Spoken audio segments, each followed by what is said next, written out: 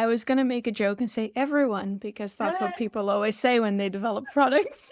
But as I thought about the joke, I went, I can't say this out loud. It just hurts.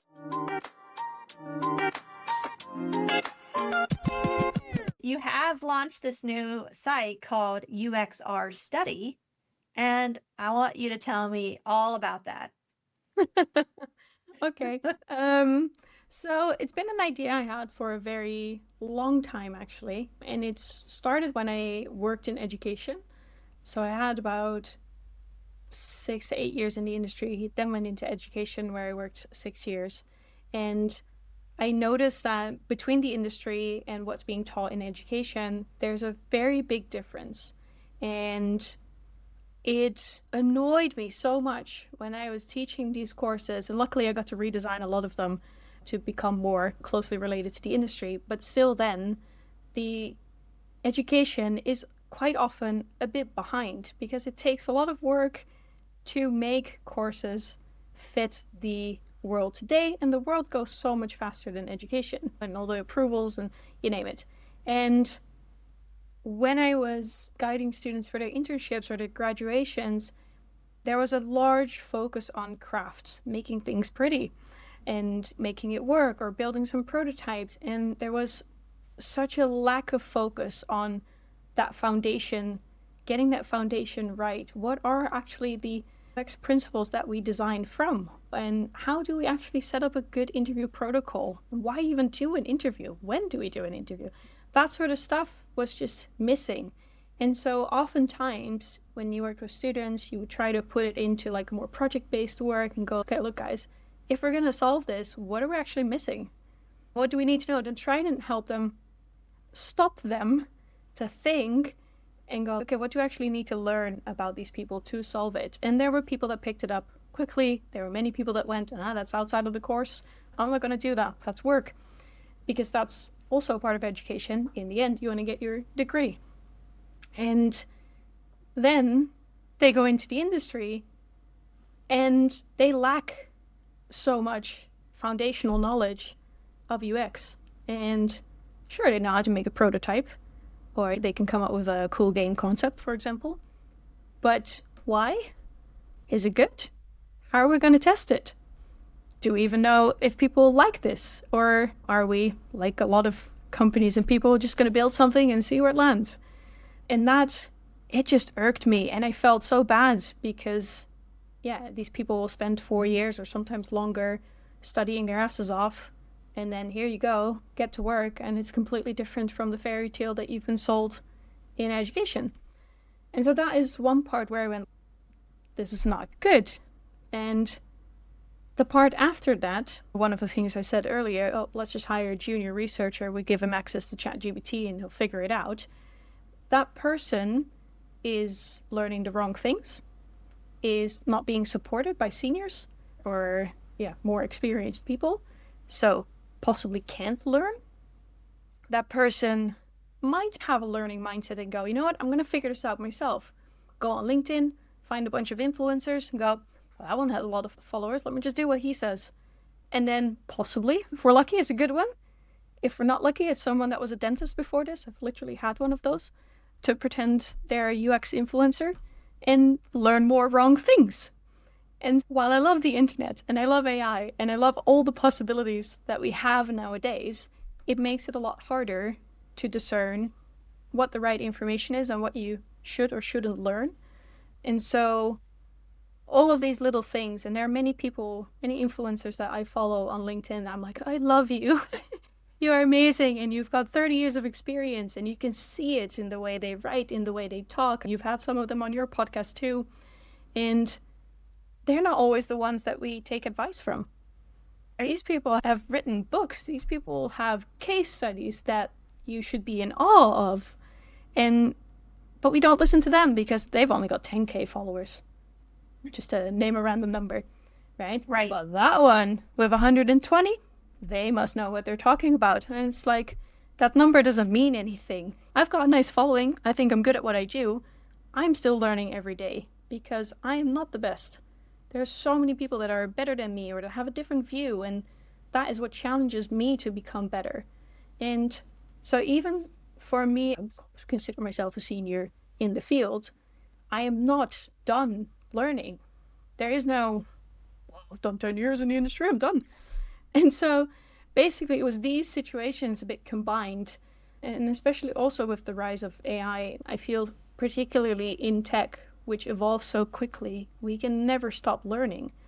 We can never stop picking up that book or listening to that podcast to see what's happening in our field and what it means for us and what it means for our next steps.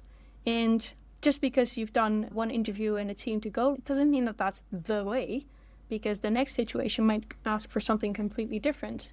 And so, long story short, it was basically these experiences, these frustrations, and also seeing that some of these people online that are really good at what they do are dismissed or they're old, or the ageism thing. And it's like, yeah, but they're old with a lot of experience. That whole frustration and the learning mindset and, that experience from education itself, which I really liked. I love education, I love learning, I love UX, and that needs to be combined and become a thing. And so I launched UXR Study with the goal of bringing the right knowledge to one place. So that junior that just finished their university degree and wants to learn more about being an only researcher in a company can go there and find resources that are useful to them. And so your podcasts, some of them I've listened to, I want on that website, I want links to it and go, listen to this guy. This guy that was on the podcast with Jen, you go listen there. Because what they have to say, that's good. I'm constantly sharing this stuff in my current workplace as well, to be like, hey, let's talk about this. What do you think? It should make it easier for people to go, that's where we want to be. We need to go there because then we know where to go and what to learn. I've been having a lot of conversations with people about this. I want to work together with people in the industry that know what they're doing and that want to, not to be too pageanty, but, save the UX world and world peace and UX and do the right thing and that sort of stuff. That's what I want. And it allows me to continue learning. It allows me to bring people together. It allows me to learn from all these other people and to make sure that I too, from my part, from my educational background, from my research background, I bring value to the industry to make sure that we keep our craft to a certain level of quality and hopefully it doesn't dilute or get ruined too much by things like AI or fake influencers, I think someone called them. Yeah, plenty of those around for sure. I love this, Odette. Thank you for sharing that. There's so much to unpack there and so much that I'm like, yes, and that too. So I think one thing that pops into my mind first is, how do you help people understand what is legit and you should do this versus, no, that's not really great advice, or that's not really the way you should go? Yeah, I love that question because classic research answer, it depends. I mean, we made it this long without saying it. That's pretty good. I thought about it before and I was like, no, I don't need to use that probably, but here we are, an hour in. And it's quite funny that you asked me this because I think it was either this week or maybe last week that I had a comment on one of my LinkedIn posts that literally asked for, but how do I solve X? And it is that lazy thinking or lack of critical thinking that people go, oh, just a quick fix, just give me a quick fix. And while that may sound nice, it doesn't actually mean we're doing the right thing. And just like, yes, this is my company and my husband's, by the way, too. He's working a lot in the background on this. It's not because I am the gatekeeper of the best UX knowledge, right? I've built quite the network over the last 3 years. I know who to listen to and who to ignore. And I want to bring those people with me. I want to pay those people to be a part of this and to share their knowledge and to build up this learning environment for the right things. And hopefully in the future, I would like to get courses on there good ones that are checked, hopefully get them even accredited so that it's actually valid as a learning resource. And that also means, the material you get with it. The templates that I build, they're not just fill it in and it will magically solve all your research. They are, yes, templates and you can fill them in, but they trigger you to think about certain things as well. They're also trying to teach you. So it's not trying to be a cheap way out, which a lot of templates are seen as, but it's a way for you to develop yourself in for example, a method further. Doesn't mean that everyone uses it that way. Can't change that. But hopefully with a platform like this, we can help more people learn the right things, or at least challenge themselves and ask for learning opportunities within the company that they work at. Yeah, I hear you about the template framework canvas kind of thing. I remember I created this thing called the scenario alignment canvas, and I was talking to this woman at work, and she's like, "Oh, I want that. Send it over." And I'm like, "Why? You don't even know what it does." I just mentioned the name. She's like, "Oh, I love frameworks." And I'm like, frameworks don't solve every problem. You don't even know. I don't know. It's just so frustrating that look that silver But bullet. people have this need to quickly fix things, or oh, got this shiny new framework, let me just fill it in and magically it solves everything. But the framework is made with a purpose, as maybe a starting point, or to help you set something else up, or to think. It's not just a fill-in assignment. Yeah. Right. And then you've got all your answers. I mean, sometimes it does help. That's kind of the point, but it didn't even apply to her job role at all. I was just like, girl, no, you don't. I just couldn't even wrap my head around why I couldn't even answer that question without just losing my mind. So, Odette, with UXR Study, I know you're still building it out. Not everything's there. As you said, you're always learning and you're always, it's still early days and growing a lot. What did you find through your teaching, through working, are the biggest gaps that you were trying to address? The biggest gaps in knowledge or process? You got another hour? When I studied myself, and back in the day when UX was one discipline, and you came out a UX designer that knew research, that knew design, that knew the basics of copywriting, that knew how to test or evaluate, all these aspects that you knew, those are gone from a lot of educational universities, courses. Let's not even get to the boot camps. And the dilution, I don't know, the specializations, while they're really good and they've helped us get more attention for the parts that are important in UX, it's also caused that many designers, for example, have no clue how to run a usability test.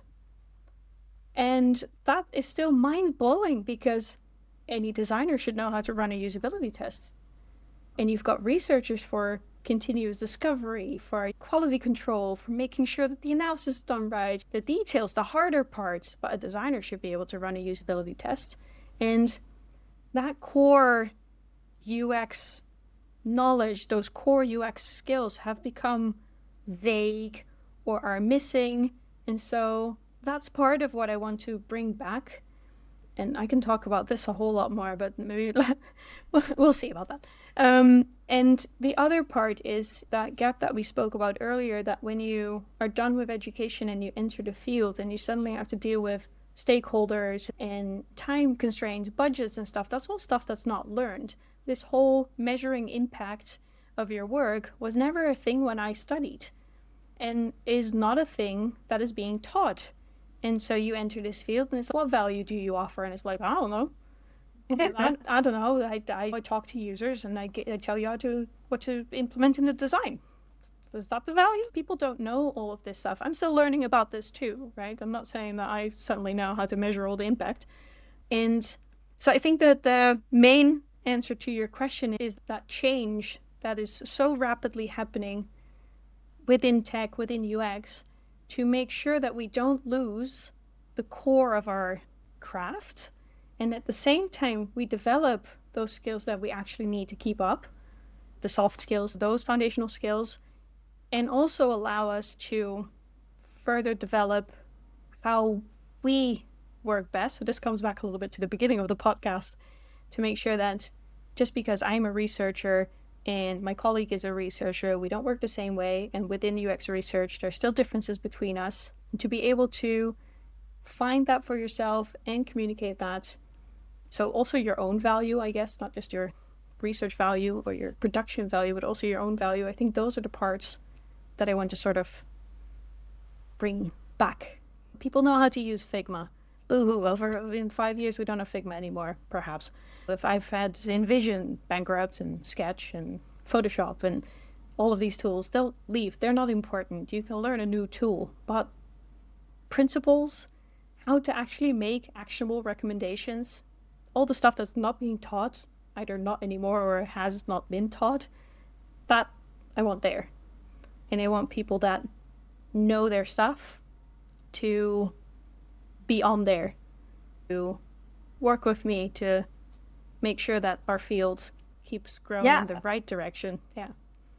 I agree. And I think having different levels of experience, right? Not even levels, but just different experiences.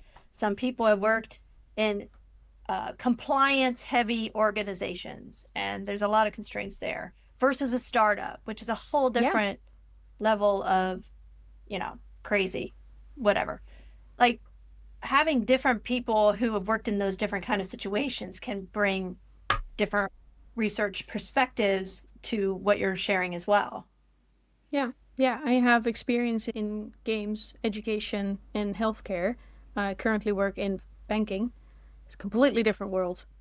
And the way things are done are completely different. I'm currently working on the series where I interview people that work in finance to highlight what the differences are and what you may want to think about or look at, either if you want to switch or you are in that field and you need to learn more about it, because it is so different, from the other fields. Yeah, we all do research, but not in the same way and not with the same regulations or restrictions that are there. But education makes it seem like you can prototype, go ahead. Yeah. And you don't even know if you built it right in the first place because you didn't talk to users. Yeah. Oh, no. My neighbor said it was good. So. Oh, man. Well, so Odette, who is your audience for UXR study? Who is it? I was going to make a joke and say everyone, because that's what people always say when they develop products. But as I thought about the joke, I went, I can't say this out loud. It just hurts.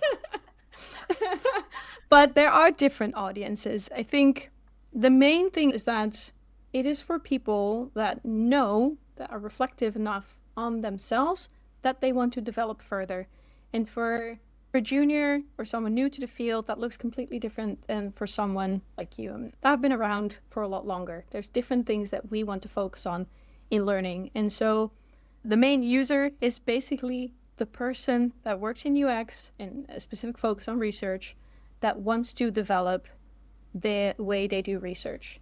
And it can even be a PM that wants to learn more because they want to better communicate with the research team. It is about having that learning mindset and knowing that you want to progress in this field, deepen your craft or broaden your scope. It is those people that I want to serve with the platform. Yeah, that's fair. I mean, I know in an ideal world, there would be dedicated UX researchers to every pod or project, but the reality is that's not the case, especially people laying off. They think AI is better. They're going to learn. They'll learn. AI is shit. I like that you're kind of level setting. You have a question about research. I'm here to help you understand how to approach it. It sounds like. Yeah, or even find the right information, because I don't have all the knowledge either, but I know someone that does. So how about we look there, because that is your question. That person, not that dentist that just switched. That one. Yeah, I have struggled to find a core group, like a peer mentor group of like-minded. I don't want anybody like-minded like me. That's crazy. No, we want the diverse group, right? Yeah, I do actually. But I want seniors that have had the same problems and challenges in the workplace, not somebody new who's like, I'm coming to this group to get a job. And I'm like, girl, I'll have a job for you. But I see individual contributors who are thinking about stakeholder management and impact, like you said, and measuring ROI, all those things that we have to learn later. I need problem solvers and I need to talk to peer groups who have had the same challenges. And that comes with experience a lot of times. Yeah. Yeah. And it's at the same time you have those companies that hire that junior with 2 years of experience to set up their entire research department that are way in over their head and will not do it right. Even not with all the help from the platform that they could get. It's not gonna go right. But they will learn from it.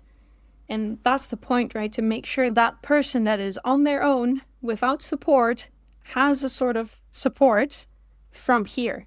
Because seniors have come together and put something together, or they've made a video that we can share on there so that when they go, oh, my boss said something about measuring the impact of my work, that they have a direction to go with.